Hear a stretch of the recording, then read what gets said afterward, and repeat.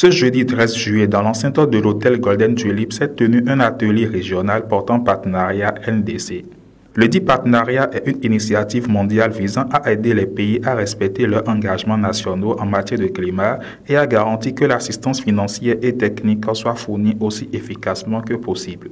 Amanda Makaki, présente à l'atelier régional, partage la vision du partenariat NDC. Le partenariat organise régulièrement des échanges régionaux entre pairs afin de renforcer l'échange de connaissances sur les sujets prioritaires et de permettre l'apprentissage sur les défis communs et les lacunes en matière de connaissances exprimées par les pays membres. Cet échange entre pairs s'inscrit dans le cadre d'une affaire plus large du partenariat visant à faire progresser collectivement ces travaux sur l'article 6. En outre, l'unité d'appui a organisé la semaine dernière une discussion thématique avec les partenaires de mise en œuvre. Et aussi, nous travaillons pour développer un cadre analytique et une boîte à outils afin d'aider notre équipe à faire avancer les demandes de soutien au titre de l'article 6 émanant des pays. Bien que le partenariat commence à peine à recevoir des demandes formelles de la part des pays sur la préparation de l'article 6, nous savons que ces demandes sont susceptibles d'augmenter considérablement au cours de l'année à venir. Cet atelier axé sur la mise en œuvre de l'accord de Paris, notamment l'article 6 en Afrique du Nord et subsaharienne francophone, est un enjeu vital pour l'avenir du continent. À cet effet, Gioconda Ortega Alari, chef d'équipe Climate Action Africa, ACA, se réjouit des nouveaux partenariats tissés et rappelle les différents objectifs de ACA. Sur le marché du carbone et sur le financement du climat afin de soutien, c'est important d'échanger de mise en œuvre de l'article 6 sur l'accord de Paris. J'aimerais prendre quelques minutes pour vous partager, pour vous parler de notre projet Action climatique en Afrique ACA. ACA, c'est un programme d'assistance technique de 15 millions de dollars canadiens sur 5 ans, financé par le gouvernement du Canada. ACA est unique dans le sens qu'il fournit une assistance technique et un soutien à court terme pour accélérer l'action climatique en s'appuyant sur la mise en œuvre de l'accord de Paris en Afrique subsaharienne. Il est également unique car il associe l'assistance technique à une collaboration sud-sud axée sur l'apprentissage de l'échange d'expériences à travers le continent. Le soutien peut inclure le pilotage de nouvelles technologies ou de nouvelles approches, le support des partenaires en fournissant des opportunités d'éducation et de formation, l'appui à la rédaction de politiques sur le changement climatique ou des documents de recherche, la réalisation de réduction d'émissions et la réduction de la vulnérabilité. Et bien sûr, le soutien comprend l'assistance technique pour la mise en œuvre de l'article 6 dans vos pays. L'assistance technique et le soutien sud-sud éligible révélera 3 piliers.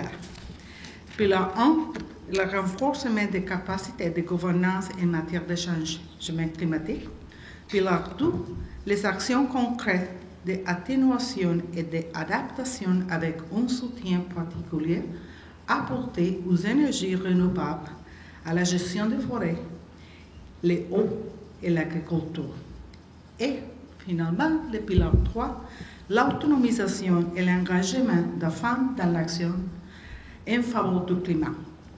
En résumé, notre objectif à travers ACA est de soutenir l'action climatique des pays, des organisations et des communautés qui sont en première ligne de la mise en œuvre de l'accord de Paris en Afrique subsaharienne. Selon le ministre du Cadre de vie et des Transports en charge du développement durable, José Tonato, le nouveau marché du carbone sous l'accord de Paris apportera une plus-value et permettra d'honorer les engagements pris par rapport aux contributions déterminées au niveau national. Ceci étant, il a tenu à remercier le NDC Partnership et toutes les institutions partenaires. Pour ce qui est du mécanisme non marchand, nous croyons qu'il permettra de mettre en place un programme de travail et fera de l'initiative locale, Local Climate Adaptative Living Facilities, un instrument pour son opérationnalisation. Il est nécessaire de renforcer les capacités des parties pour mieux se positionner sur ce nouveau marché. C'est pourquoi je voudrais féliciter encore une fois le NDC Partnership et ses institutions partenaires, dont le CRC Lomé, l'Alliance ouest-africaine du marché carbone et la finance climatique, l'Action climatique pour l'Afrique de la coopération canadienne qui co-organise le présent atelier. Vous le savez, depuis la 26e conférence des parties COP26 de la Convention cadre des Nations Unies sur les changements climatiques tenue à Glasgow, en Écosse, les parties ont convenu de la manière d'opérationnaliser l'article 6 de l'accord de Paris à travers d'importantes décisions prises, notamment la décision 2CMA.3 sur l'orientation des approches coopératives visées au paragraphe 2 de l'article 6 de l'accord de Paris, la décision 3CMA.3 sur les règles, modalités et procédures du mécanisme établi par l'article 6, paragraphe 4 de l'accord de Paris, la décision 4CMA.3 sur le programme de travail dans le cadre des approches non marchandes visées à l'article 6, paragraphe 8 de l'accord de Paris.